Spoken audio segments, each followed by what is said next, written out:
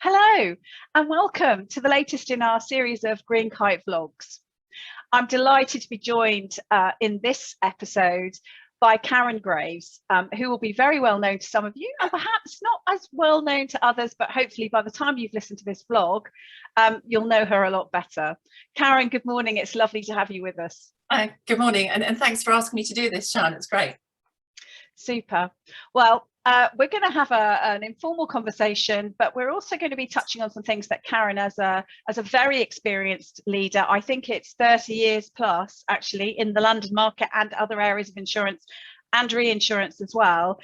Things that as a professional she's worked with, she's done, she's pioneered herself, but now in this stage of her career, she's wanting to push forward with even more energy. So Karen, I've alluded there to a very rich and long-lived career. Do you just want to give people listening in a little sort of highlight of your career to date? And then I'd really like you to share with us perhaps a couple of examples of some career highs, but also to balance that out, just a couple of career lows as well, please. Sure, thank you. And it's one of those questions I think that everybody hates. Tell us about yourself. It's like, oh God, because my mind goes a complete blank. But I've been in the industry for over 30 years. I'd like to think I joined when I was 12, but clearly that's not the case. I started out straight from university and, like a lot of people, fell into the insurance industry by chance. And here I am sort of 30 plus years later. I think it's a great industry to have a really varied career. And one of the changes I've seen over the last 30 years really is how much more professional we've got over the years in terms of the people that we've hired in and also the functions that we need to have within our industry. I think it's a massively beneficial thing.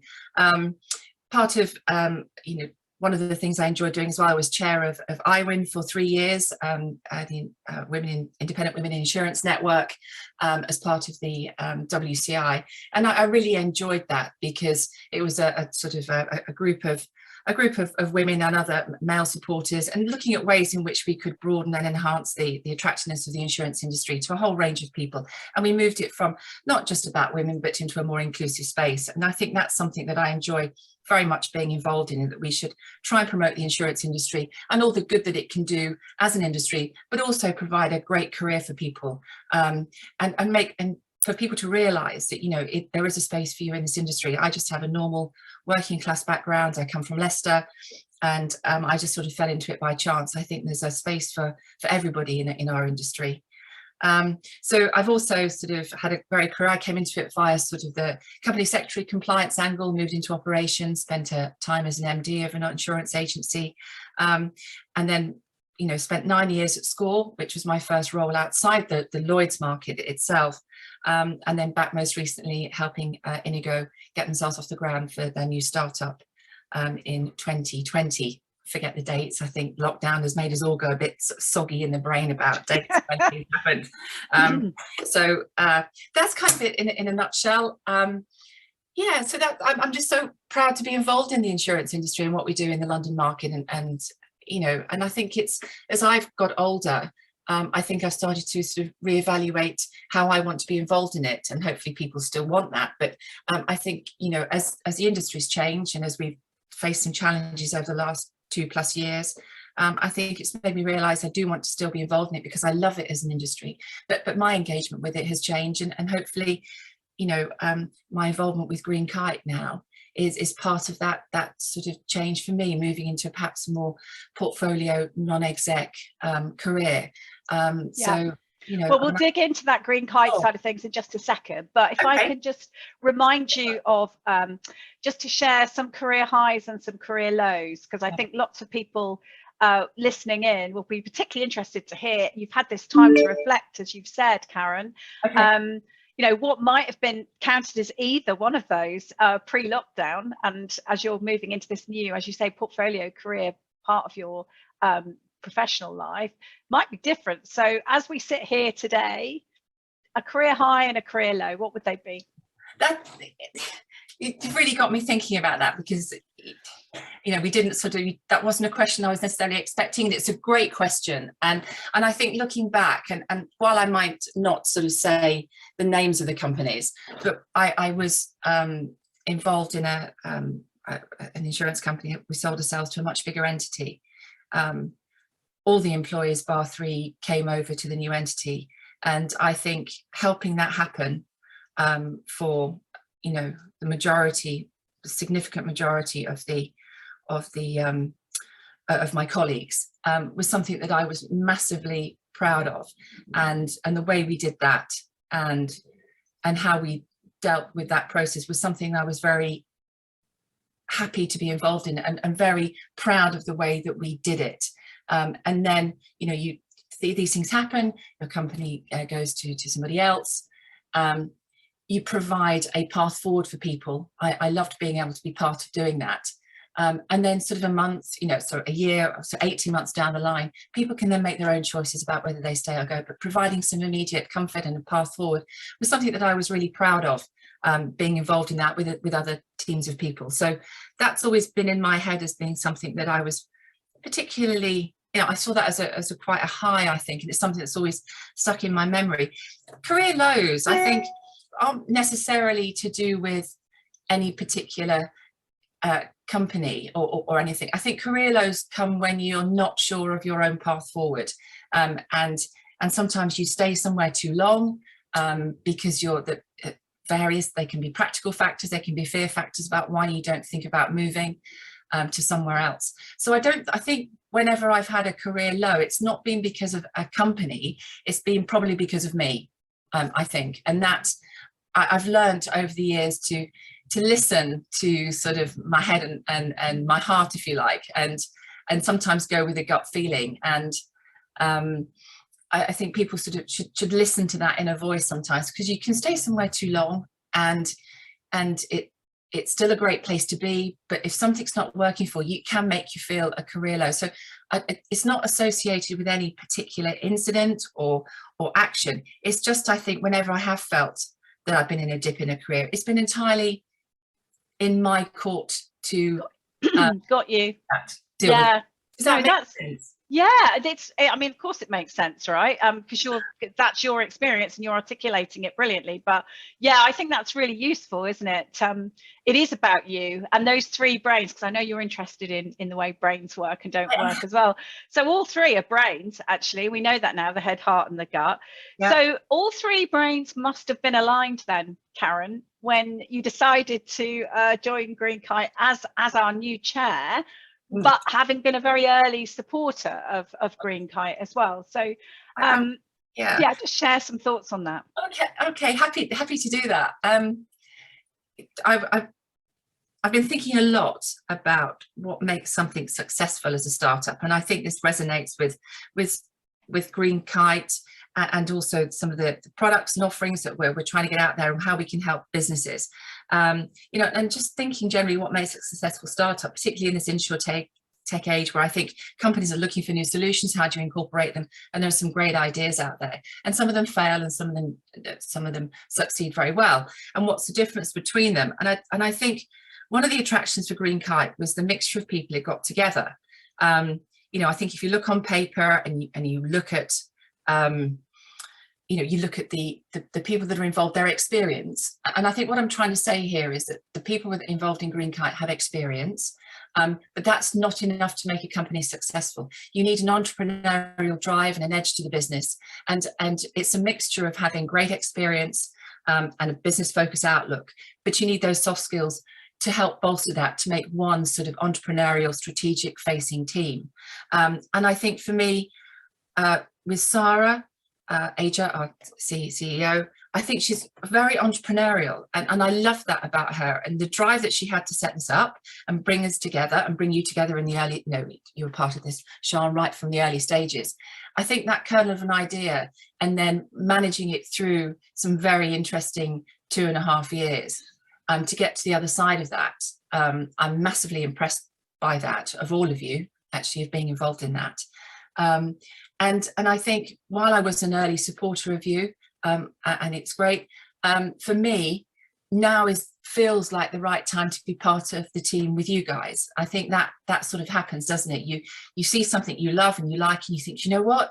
I think that could be a great initiative to be involved in. I really like what they're trying to do, but from personal reasons, it may be just not quite the right time, you know, perhaps sorting out what I wanted to do as a career path going forward and how you navigate that. And when the opportunity came up, it seemed to be at the right time to a company that I really think has got some great initiative and ideas and just likes to do things a bit differently. But with that, the experience that we bring, but also operating as a team of people, I think that's there are two criteria for success. You can't have one without the other. And I think there's been some Harvard Business Review studies that look at this, you know, sort of where ventures fail, it's due to problems with the team. It's not due to the idea. It's not due to their experience. It's due to how they operate and work together going forward. And I think for me, GreenKite has got that essence of being an entrepreneurial team looking to provide great services to businesses in our industry, in an area where we like each other. I mean, I do think that sounds a bit, you've got to really love what you're involved in. And you asked me earlier about sort of highs and career lows and sort of me sort of readjusting my career. I think now, hopefully, I want to be involved with companies that I love. And it strikes a chord with me of why I want to be involved in them.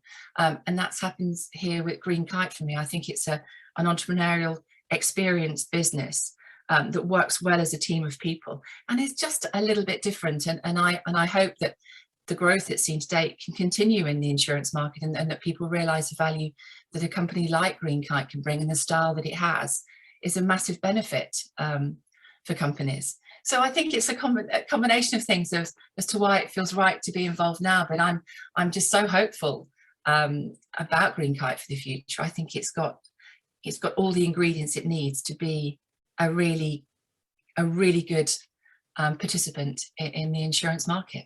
Oh, that's not only super, obviously I am biased.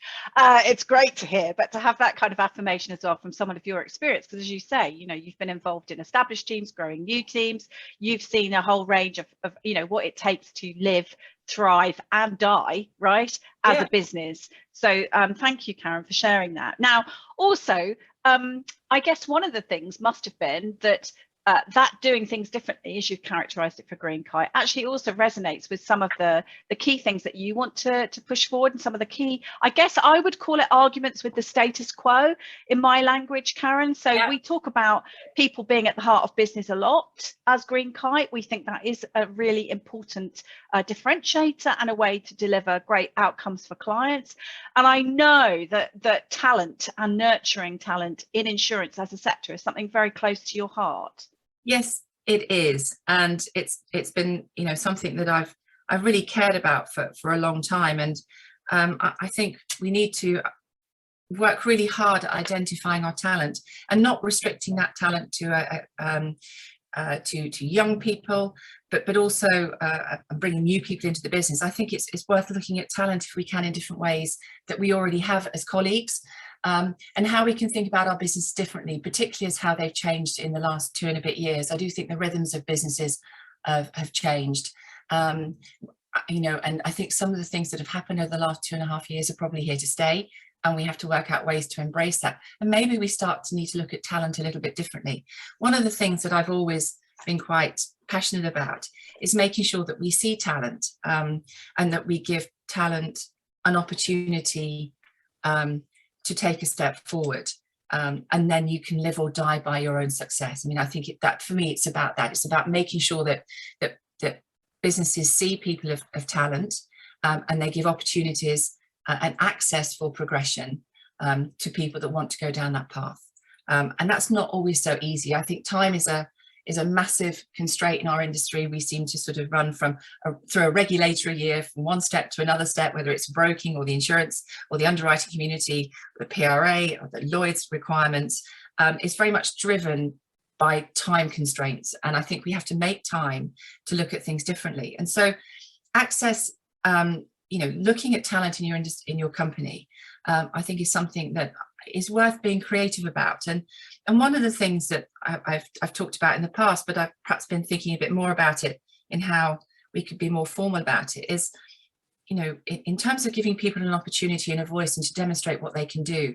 I know other industries do this, and maybe some large insurers and brokers already do this in the insurance industry. I'm not aware of it, but sort of I like the idea of creating a shadow board of younger colleagues within a company, non-exec, but you create a board driven by the CEO, create a young shadow board of talent from different parts of the business that might not ordinarily get to be seen. And if you're dealing with a board as a strategic problem or a project that you're struggling for a way forward, maybe having a shadow board of people from different parts of the business, not just younger people, but people from different parts of the business that may not ordinarily get a chance to be part of a forum like this, and give them a problem to look at and solve. You might get some really creative solutions to that. Yeah.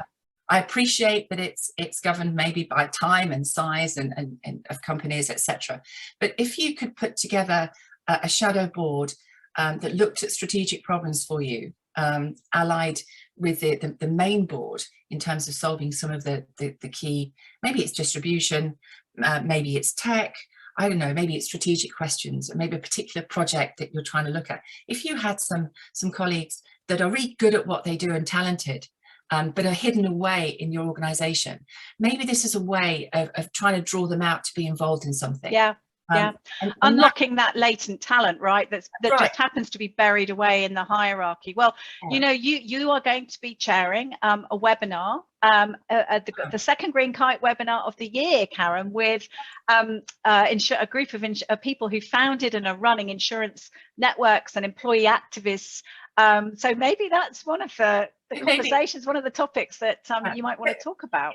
Maybe we could talk about that. And the other flip side to this for me is that, you know, and I would say, talking as a woman, until you're in a boardroom and you're operating at board level, you don't really know if you can do it. You don't know what the environment looks like for anybody that's never been in that position. And this is a great way to introduce that sort of forum, that decision making, collective decision making together.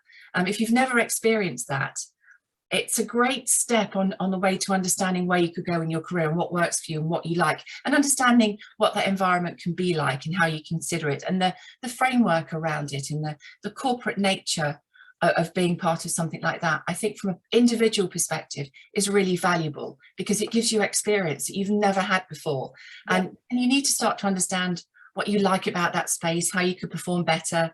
And so I think if we had this kind of shadow boards idea in a sort of, and I have some ideas about how companies could do that, but if we had this sort of shadow board running, it's a great way. I think it's something that works for both sides. It helps companies solve maybe strategic project-based problems potentially, but for the individuals involved, it gives them a whole new space to understand how to operate in and the skill sets that they might need to be successful in that environment. So my final question then, Karen, is what do you do to relax? Okay, and I do think relaxing is important, and I can talk about the book another time, lifetime, about how I think it's important that we understand that we need to make time to do things outside of a work environment and outside of our responsibilities within families, etc.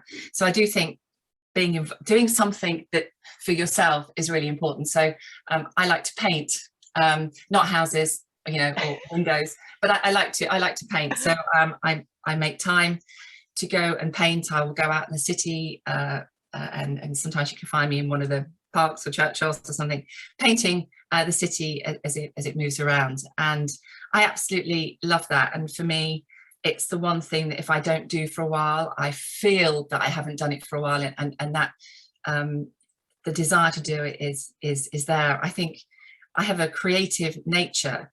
I think businesses are creative anyway. I think we're very creative in our businesses. But actually for me, you know, back in the day when I wanted to be an artist, you know, I was told in no uncertain terms from my family is very strong work ethic, go and get a proper job. Oh, so, Karen, that's I think I might have done that. So I'm probably a frustrated secret artist. So that's what I love to do. Not so secret, because I'm not blowing smoke just because you happen to be GK chair, but I think your paintings are amazing, the ones that I've seen. So thank you so much, Karen. Thank you for sharing this time with us this morning. And to all of you out there, stay tuned for the next GK vlog. Thanks very much. See you soon. Thanks. Bye.